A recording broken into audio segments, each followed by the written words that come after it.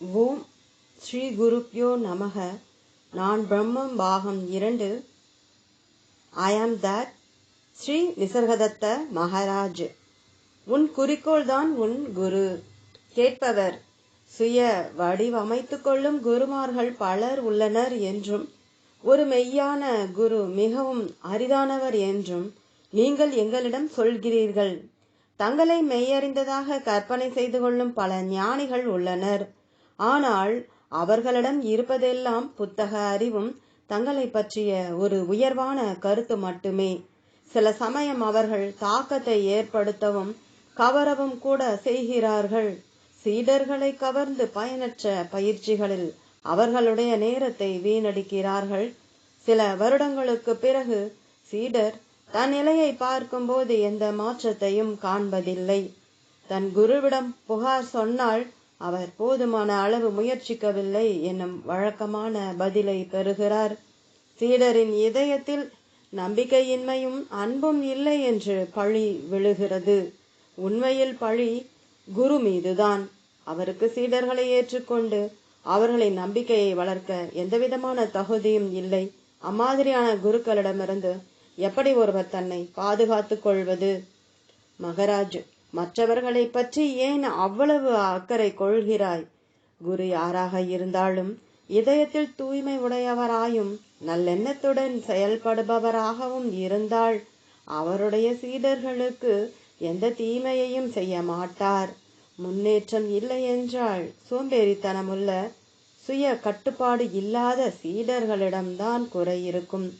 அதே சமயம் சீடர் மெய்யார்வத்துடன் இருந்து தன் சாதனாவில் புத்திசாலித்தனத்துடனும் உற்சாகத்தனத்துடனும் தன்னை ஈடுபடுத்தி கொண்டால் மேற்கொண்டு தன்னை நடத்தி செல்லும் அதிக தகுதியுடைய ஒரு ஆசிரியரை அவர் கண்டிப்பாக சந்திப்பார். உன் கேள்வி 3 தவறான அனுமானங்களை அடிப்படையாக கொண்டுள்ளது.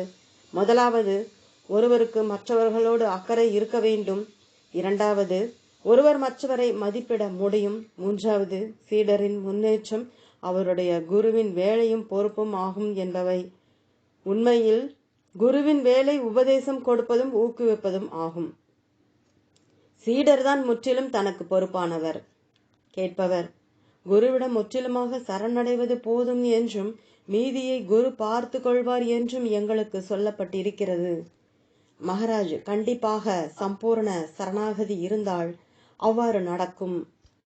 சம்பூர்ண சரணாகதி என்பது ஒருவருடைய கடந்த காலம், நிகழ்காலம், எதிர்காலம் பற்றிய அக்கறையையும் ஒருவருடைய உடல் மற்றும் ஆன்மீக பாதுகாப்பையும் நிலைப்பாட்டையும் முற்றிலும் கைவிடுவது. அப்படியானால் அன்பும் அமைதியும் நிறைந்த ஒரு புது வாழ்க்கை உதயமாகும். பிறகு குரு முக்கியம் அல்ல, ஏனெனில் அப்போது சீடர் சுய பாதுகாப்பாகிய கூட்டை உடைத்திருப்பார். சம்பூர்ண சரணாகதியே விடுதலை. கேட்பவர்: குருவும் அவருடைய சீடரும் போதுமான அளவு திறம்பட இல்லை என்றால் என்னவாகும்? மகாராஜ், காலப்போக்கில் எல்லாமும் சரியாகும். அவர்கள் விளையாடும் சிறு கால அளவிலான கோமாளித்தனத்தால் அவர்கள் இருவருடைய மெய்யான சுயம் பாதிக்கப்படாது. அவர்கள் தூய்மை அடைந்து முதிர்ந்து ஒரு பரிபக்குவமான உயர் நிலையிலான உறவிற்கு மாறுவார்கள். கேட்பவர்: அல்லது அவர்கள் பிரிவார்கள். மகாராஜ், ஆமாம், அவர்கள் பிரியலாம். எந்த தொடர்புமே நிலையானதல்ல. இருமைத்தன்மை ஒரு தற்காலிகமான நிலை. கேட்பவர்: நான் உங்களை சந்தித்தது தற்செயலானதா? மற்றும் ஒரு எதிர்பாராத விதமாக மறுபடியும் சந்திக்காதவாறு நாம் பிரிந்து விடுவோமா?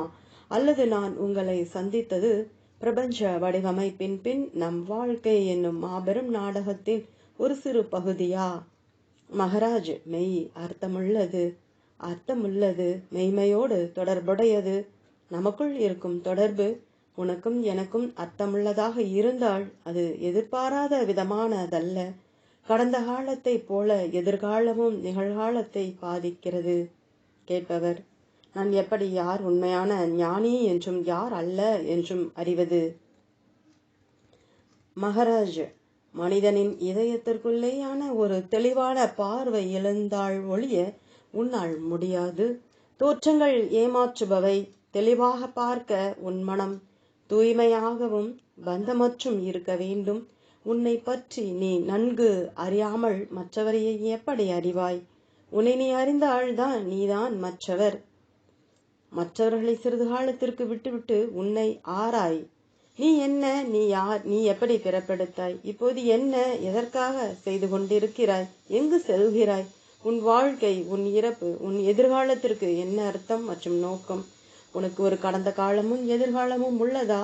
உன் முழு இருத்தலும் மகிழ்ச்சிக்காகவும் அமைதிக்காகவும் கடுமுயற்சி செய்யும் போது நீ எப்படி கொந்தளிப்பிலும் துக்கத்திலும் வாழ்கிறாய்? உன்னை பற்றி இது போன்ற பலவற்றை நீ அறிய மாட்டாய். இவையெல்லாம் முக்கியமான சமாச்சாரங்கள். இவற்றை முதலில் கவனிக்க வேண்டும். யார் ஞானி, யார் ஞானி அல்ல என்று கண்டுபிடிக்க உனக்கு தேவையும் இல்லை, நேரமும் இல்லை. கேட்பவர், நான் என் குருவை சரியாக தேர்ந்தெடுக்க வேண்டும். மகாராஜ், சரியான மனிதனாக இரு, சரியான குரு உன்னை கண்டுபிடிப்பார். கேட்பவர், நீங்கள் என் கேள்விக்கு பதிலளிக்கவில்லை. எப்படி சரியான குருவை கண்டுபிடிப்பது? மகாராஜ், ஆனால் நான் உன் கேள்விக்கு பதிலளித்து விட்டேன். ஒரு குருவை தேடாதே, அவரை பற்றி நினைக்க கூட செய்யாதே. உன் குறிக்கோளை உன் குருவாக ஆக்கு. குரு முடிவிற்கான ஒரு வழியே தவிர அவரே முடிவல்ல.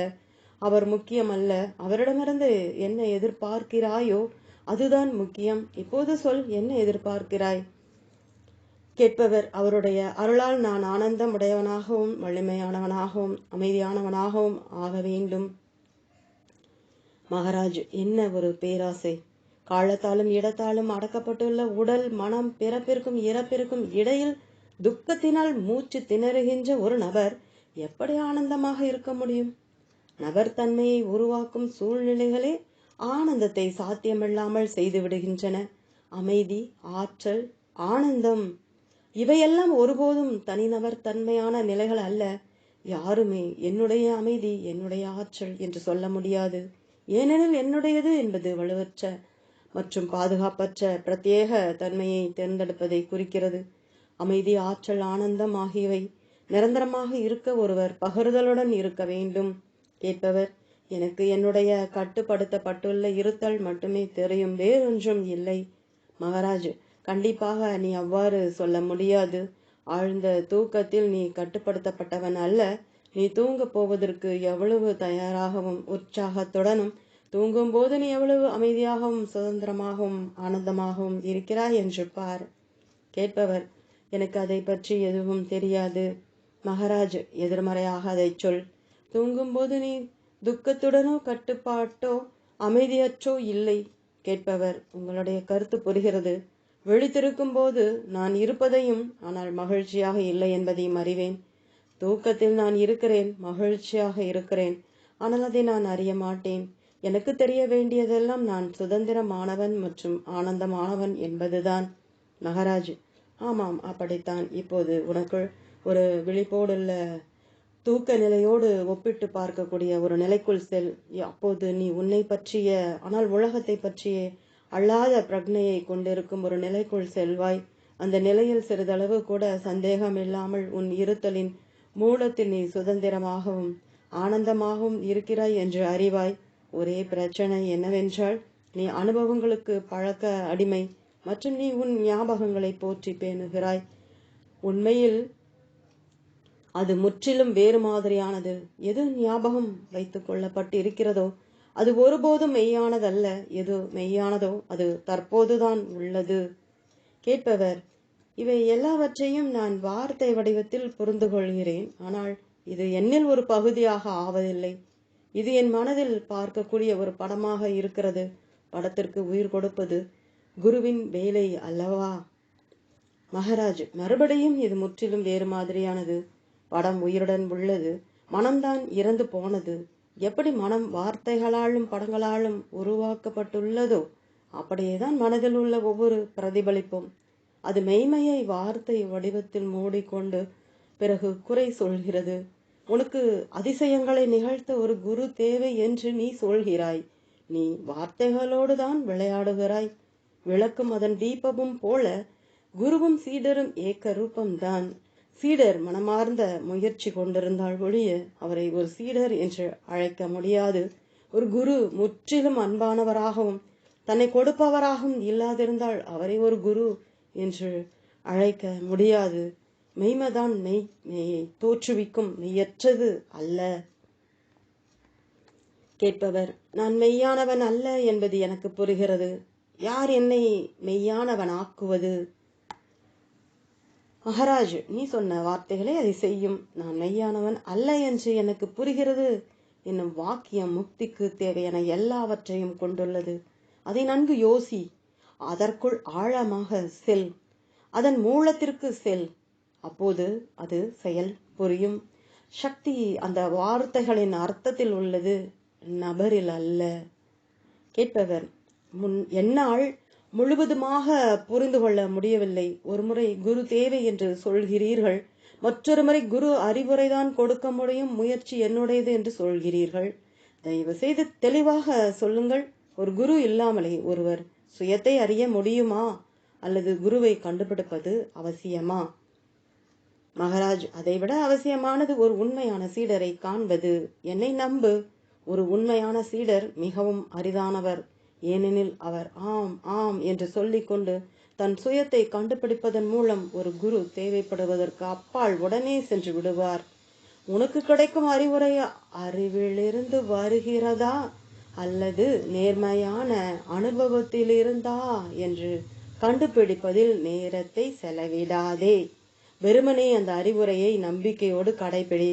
தேவைப்பட்டால் வாழ்க்கை வேறொரு குருவை உனக்கு கொண்டு வரும், அல்லது அது வெளிப்புறமான எல்லா வழிகாட்டுதலையும் இல்லாமல் செய்துவிட்டு உன்னை உன் சுய ஒளிக்குள் விட்டுவிடும். உபதேசம்தான் பொருட்டே ஒழிய நபரோ அல்லது குருவோ அல்ல என்று புரிந்து கொள்வது மிகவும் முக்கியம். உன்னை சிரிக்கவோ அல்லது அழவோ செய்கின்ற ஒரு கடிதம் உனக்கு வந்தால் தபால்காரர் அல்ல அதை செய்வது. குரு உன் மெய்யான சுயத்தை பற்றிய நல்ல செய்தியை உனக்கு சொல்லி அதற்கான வழியை சொல்கிறார். ஒரு விதத்தில் குரு அதன் ஒரு தூதுவர்.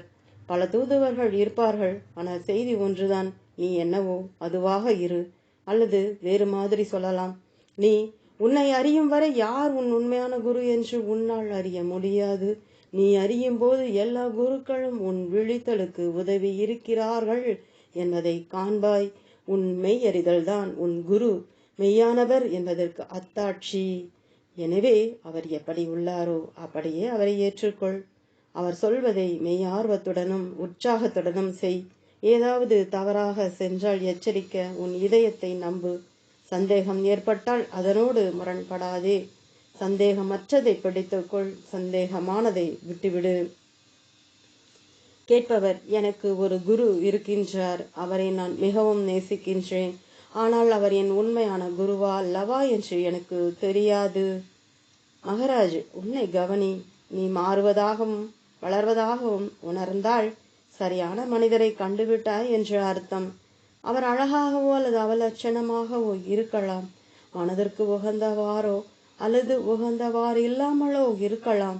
உன்னை பாராட்டலாம் அல்லது திட்டலாம். உள்முக வளர்ச்சி என்னும் ஒரு அவசியமான நிஜத்தை தவிர எதுவுமே பொருட்டல்ல.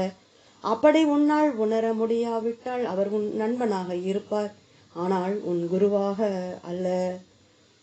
கேட்பவர், நான் படிப்பறிவுள்ள ஒரு ஐரோப்பியரை சந்திக்கும் போது ஒரு குருவை பற்றியும் அவருடைய போதனைகளை பற்றியும் பேசினால் அவருடைய எதிர்வினை எப்படி இருக்கும் என்றால், அந்த மனிதர் இம்மாதிரியான அர்த்தமற்றவைகளை போதிக்க பைத்தியக்காரராக இருக்க வேண்டும் என்பதாகும். அவருக்கு நான் என்ன செய்வது சொல்வது? மகாராஜ், அவரை அவருக்குள்ளேயே கொண்டு செல். தன்னை பற்றி தனக்கே எவ்வளவு குறைவாகத்தான் தெரியும் என்றும், புனிதமான உண்மைக்கு பதிலாக தன்னை பற்றி எவ்வளவு அபத்தமாக எண்ணிக்கொண்டிருக்கிறார் என்றும் காண்பி. உடல்தான் அவர் என்றும், அவர் பிறந்திருப்பதாகவும் இறந்து விடுவார் என்றும், அவருக்கு பெற்றோர்களும் கடமைகளும் உள்ளனவென்றும் சொல்லப்பட்டு மற்றவர்களுக்கு பிடித்ததை தனக்கு பிடிக்கவும் மற்றவர்கள் பயப்படுவதற்கு தானும் பயப்படவும் கற்றுக்கொள்கிறார். முற்றிலுமாக பரம்பரை மற்றும் சமுதாயத்தின் ஒரு உருவாக்கமாக அவர் ஞாபகத்தால் வாழ்கிறார், பழக்க வழக்கத்தால் செயல்படுகிறார். தன்னை பற்றியும் தனக்கு எது நல்லதோ அதை பற்றியும் அறியாமல் அவர் பொய்யான தவறான குறிக்கோள்களை பின்தொடர்கிறார். எப்போதும் வெறுத்து போய் இருக்கிறார். அவருடைய வாழ்வும் இறப்பும் அர்த்தமற்றதாகவும் துக்கமானதாகவும் இருக்கும். அதிலிருந்து வெளியேற வழி எதுவும் அவருக்கு தெரியவில்லை. பிறகு அவர் சுலபமாக அடையும் விதத்தில் வெளியேறும் வழி ஒன்று உள்ளதென்று சொல். அது மற்றொரு கருத்துக்கு மாறுவதல்ல, ஆனால் அது வாழ்க்கையை பற்றிய எல்லா கருத்துக்கள் மற்றும் படிவங்களிலிருந்தும் விடுதலை அடைவது. அவரிடம் குருக்களை பற்றியும் சீடர்களை பற்றியும் சொல்லாதே. அம்மாதிரி சிந்திப்பது அவருக்கானதல்ல. அவருடையது உள்முக பாதை. அவர் ஒரு உள்முக உந்துதலினால் நகர்த்தப்பட்டு ஒரு உள் ஒளியினால் வழிநடத்தப்படுவார். அவரை எதிர்க்கச் சொன்னால் அவர் செய்வார். அவரிடம் இன்னார் ஒரு மெய்யறிந்தவர், அவரை குருவாக ஏற்றுக்கொள்ளலாம் என்று சொல்லி திணிக்காதே. அவர் தன்னை நம்பாதவரை மற்றொருவரை நம்ப முடியாது. நம்பிக்கை அனுபவத்தால் வரும். கேட்பவர், எவ்வளவு வினோதம்! என்னால் ஒரு குரு இல்லாத வாழ்க்கையை கற்பனை செய்ய முடியாது. மகாராஜ், அது மனோபாவத்தை பொறுத்தது. நீ சொல்வதும் சரி. உனக்கு கடவுளை புகழ்ந்து பாடுவது போதுமானது. நீ மெய்யறிதலுக்கு ஆசைப்பட வேண்டியதில்லை, அல்லது ஒரு சாதனாவை செய்ய வேண்டியதில்லை. கடவுளின் பெயர்தான் உனக்கு வேண்டிய உணவு. அதில் உயிர் வாழ். கேட்பவர், இந்த ஒரு சில வார்த்தைகளை திரும்ப திரும்ப சொல்வது ஒரு மாதிரியான பைத்தியக்காரத்தனம் இல்லையா? மகாராஜ், அது பைத்தியக்காரத்தனம்தான். ஆனால் அது வேண்டுமென்றே செய்கின்ற ஒரு பைத்தியக்காரத்தனம். எதை திரும்ப திரும்ப செய்தாலும் அது தாமச குணம். ஆனால் கடவுளின் பெயரை திரும்ப திரும்ப சொல்வது அதன் உயரிய நோக்கத்தால் சாத்வீக தாமச குணம். சாத்வீக குணம் இருப்பதால் தாமச குணம் நைந்து போய் முழுமையான சாந்தம், பற்றற்ற தன்மை, தியாகம், விலகியிருத்தல், நிலையான தன்மை ஆகிய வடிவங்களை எடுக்கும். தாமச குணம் உறுதியான அஸ்திவாரமாகி அதன் மேல் ஒரு ஒருங்கிணைக்கப்பட்ட வாழ்க்கை வாழப்படலாம். கேட்பவர், மாற்றமில்லாதது இறக்குமா? மகாராஜ், மாறக்கூடியதுதான் இறக்கும். மாற்றமில்லாதது வாழ்வதும் இல்லை, இறப்பதும் இல்லை. அது வாழ்க்கைக்கும் இறத்தலுக்கும் கால அளவற்ற சாட்சி. அதை நீ உயிரற்றது என்று சொல்ல முடியாது. ஏனெனில் அது தூய விழிப்புணர்வாக இருக்கிறது. அதை நீ உயிருள்ளது என்றும் சொல்ல முடியாது. ஏனெனில் அது மாறுவதில்லை. அது உன்னுடைய ஒளிப்பதிவு கருவியை போன்றது. அதாகவே ஒளியை பதிவு செய்கிறது, திரும்ப வெளியிடுகிறது. நீ கேட்க மட்டும் செய்கிறாய். அதே போல உன்னிடம் பேசுவது உட்பட நடக்கும் எல்லாவற்றையும் விழிப்போடு கவனிக்கின்றேன். பேசுவது நான் அல்ல. வார்த்தைகள் என் மனதில் தோன்றுகின்றன, பிறகு அவை பேசப்படுவதை கேட்கிறேன். கேட்பவர், ஒவ்வொருவரும் அதுபோல்தானே செய்கிறார்கள்? மகாராஜ், யார் இல்லை என்று சொன்னது? ஆனால் உன்னை பொறுத்தவரை நீயே சிந்திப்பதாகவும் நீயே பேசுவதாகவும் வலியுறுத்துகிறாய். எனக்கோ சிந்திப்பது என்பது இருக்கிறது, பேசுவது என்பது இருக்கிறது. கேட்பவர், இரண்டு நிலைமைகளை கருத வேண்டும். ஒன்று, நான் ஒரு குருவை கண்டுபிடித்து விட்டேன் அல்லது காணவில்லை. இரண்டு நிலையிலும் நான் செய்ய வேண்டிய சரியான காரியம் என்ன? மகாராஜ், நீ ஒருபோதும் ஒரு குருவில்லாமல் இருக்கவில்லை. ஏனெனில் அவர் காலமற்று உன் இதயத்தில் இருக்கிறார். சில சமயம் அவர் தன்னை வெளிப்படுத்தி உன் வாழ்க்கையை மேம்படுத்தி சீரமைக்கும் காரணியாக ஒரு தாயாகவோ ஒரு மனைவியாகவோ ஒரு ஆசிரியராகவோ உன்னிடம் வருவார். அல்லது அவர் சரியான தன்மையையும் பூரணத்துவத்தையும் நோக்கிய ஒரு உட்புற உந்துதலாக இருப்பார். நீ செய்ய வேண்டியதெல்லாம் அவருக்கு கீழ்ப்படைந்து அவர் சொல்வதை செய்வதுதான். அவர் உன்னை செய்ய சொல்வதெல்லாம் சுய பிரக்ஞையை, சுய கட்டுப்பாட்டை, சுய சரணாகதியை கற்றுக்கொள் என்னும் எளிமையான செயல்பாடுகள். அது மிகவும் கடினமானதாக தோன்றலாம். ஆனால் நீ மனமார்ந்த முயற்சியுடன் இருந்தால் அது சுலபம். இல்லையென்றால் சாத்தியமே கிடையாது. மனமார்ந்த முயற்சி மட்டுமே அவசியம் மற்றும் போதுமானது. மனமார்ந்த முயற்சிக்கு ஒவ்வொன்றும் இசைந்து கொடுக்கின்றன. கேட்பவர், எது ஒருவரை மனமார்ந்த முயற்சி உடையவராக்குகிறது? மகாராஜ், இரக்கம்தான் மனமார்ந்த முயற்சியின் அடித்தளம். அது உன்னுடைய சொந்த துக்கங்கள் மற்றும் பிறருடைய துக்கங்களால் பிறக்கும் உன் மீதும் மற்றவர்கள் மீதும் கொள்ளும் இரக்கம். கேட்பவர், மனமார்ந்த முயற்சியுடன் இருக்க நான் துக்கப்பட வேண்டுமா? மகாராஜ், புத்தர் செய்ததைப் போல மற்றவர்களுடைய துன்பத்திற்கு நீ கூர்ந்த உணர்வுடையவனாகவும் பதில் விடை புரிபவனாகவும் இருந்தால் துக்கப்பட வேண்டியதில்லை. ஆனால் நீ இரக்கம் மற்றும் அக்கறையற்றும் இருந்தால் உன் சொந்த துன்பம் உன்னை தவிர்க்க முடியாத கேள்விகளை கேட்க வைக்கும். கேட்பவர், நான் துக்கப்படுகிறேன், ஆனால் போதுமான அளவு அல்ல. வாழ்க்கை சந்தோஷமற்று ஆனால் பொறுத்து கொள்ளக்கூடிய அளவு இருக்கிறது. என் சிறு சந்தோஷங்கள் என் சிறு துக்கங்களை ஈடு செய்கின்றன. மொத்தத்தில் எனக்கு தெரிந்தவர்களை விட நான் சிறப்பாகத்தான் இருக்கிறேன். என் நிலைமை நிலையில்லாத இடர்பாடானது என்றும், ஒரு பேரிடர் எந்த கணமும் என்னை ஆட்கொண்டு விடும் என்றும் எனக்கு தெரியும். என்னை மெய்யெறியும் பாதைகள் செலுத்த நான் ஒரு நெருக்கடிக்காக காத்திருக்க வேண்டுமா? மகாராஜ், உன் நிலைமை எவ்வளவு வலிவில்லாதது என்று நீ காணும் கணத்திலேயே நீ உஷாராகி விடுவாய். இப்போது உன்னை உஷாராக வைத்துக்கொண்டு கவனத்தை செலுத்தி விசாரித்து ஆராய்ந்து உன் மனம் மற்றும் உடலின் தவறுகளை கண்டுபிடித்து அவற்றை கைவிடு. கேட்பவர், எங்கிருந்து சக்தி கிடைக்கும்? நான் எரியும் வீட்டில் சிக்கிக்கொண்ட ஒரு முடமான மனிதனைப் போல உள்ளேன். மகாராஜ், ஒரு அபாயகரமான கணத்தில் முடமான மனிதர்கள் கூட சில சமயம் கால்களை பயன்படுத்துவார்கள். ஆனால் நீ முடமானவன் அல்ல. அவ்வாறு நீ கற்பனை செய்து கொள்கிறாய். முதல் அடியை எடுத்து வை, அப்போது நீ உன் பாதையில் செல்வாய். கேட்பவர், நான் உடல் என்னும் கருத்தை விட்டுவிட முடியாதபடி என் உடலின் மீது நான் கொண்டிருக்கும் பிடிமானம் மிகவும் உறுதியாக உள்ளது. உடல் இருக்கும் வரை அந்த கருத்து என்னோடு தொற்றிக் கொண்டிருக்கும். உயிரோடு இருக்கும்போது மெய்யறிதல் சாத்தியமில்லை என்று சாதிக்கின்ற சில மக்கள் இருக்கிறார்கள். நானும் அக்கருத்தை ஒத்துக்கொள்வேன் போல தெரிகிறது. மகாராஜ், நீ ஒத்துக்கொள்வதற்கோ அல்லது மறுப்பதற்கோ முன்னால் ஒரு உடல் என்னும் கருத்தை ஏன் ஆராய கூடாது? மனம் உடலில் தோன்றுகிறதா அல்லது உடல் மனதில் தோன்றுகிறதா? நான் உடல் என்னும் கருத்தை உருவாக்க கண்டிப்பாக ஒரு மனம் இருக்க வேண்டும். ஒரு மனம் இல்லாத ஒரு உடல் என் உடலாக இருக்க முடியாது. மனதை தற்காலிகமாக நிறுத்தி வைத்திருக்கும் போது என் உடல் என்னும் கருத்து கண்டிப்பாக இருக்காது. மனம் எண்ணங்களிலும் உணர்ச்சிகளிலும் ஆழ்ந்திருக்கும் போதும் அது இருக்காது.